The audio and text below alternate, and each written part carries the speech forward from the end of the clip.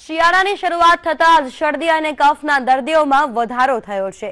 ઠંડીની મોસમ વચ્ચે અમદાવાદમાં રોગચાળાએ ભરડો લેતા છેલ્લા 17 દિવસમાં ઝાડા ઉલટીના 171 કેસ નોંધાયા, તો કમળાના 104 કેસ, ટાઇફોઇડના 167 કેસ, સાદા મલેરિયાના 83 કેસ, ઝેરી મલેરિયાના 21 કેસ અને ડેન્ગ્યુના 80 કેસ નોંધવામાં આવ્યા છે।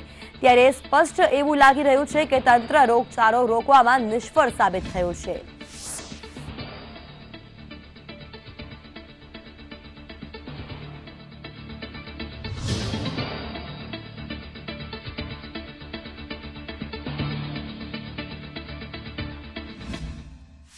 રાજ્યમાં ઠંડીનો ચમકારો જોવા મળી રહ્યો છે, ત્યારે બીજી બાજુ શહેરમાં શરદી અને કફના દર્દીઓમાં વધારો જોવા મળી રહ્યો છે। પાણીજન્ય અને મચ્છરજન્ય રોગચાળાએ માથું તો ઉચક્યું છે, પરંતુ જે રીતે ઠંડી વધી રહી છે તેને લઈને શરદી અને કફના રોગોમાં વધારો જોવા મળી રહ્યો છે। ત્યારે મચ્છરજન્ય રોગની જો વાત કરીએ તો સાદા મલેરિયા, ડેન્ગ્યુ તેમજ ચિકનગુનિયાના કેસો જે છે તે વધી રહ્યા છે। સાથે સાથે ઝાડા ઉલટી, પાણીજન્ય જે રોગ છે તેનાથી થતો રોગ છે, એટલે ઝાડા ઉલટી, કમળો, ટાઇફોઇડ આ રોગો પણ વધી રહ્યા છે। શિયાળાની અંદર જો વાત કરીએ તો પ્રદૂષિત પાણીનું પ્રમાણ ઘટતું હોય છે, પરંતુ અમદાવાદ મહાનગરપાલિકાના અધિકારીઓ જે છે તે રોગચાળો નાથવામાં ક્યાંક ને ક્યાંક નિષ્ફળ થયા છે। તેને લઈને હજુ સુધી રોગચાળો ડામી શક્યા નથી।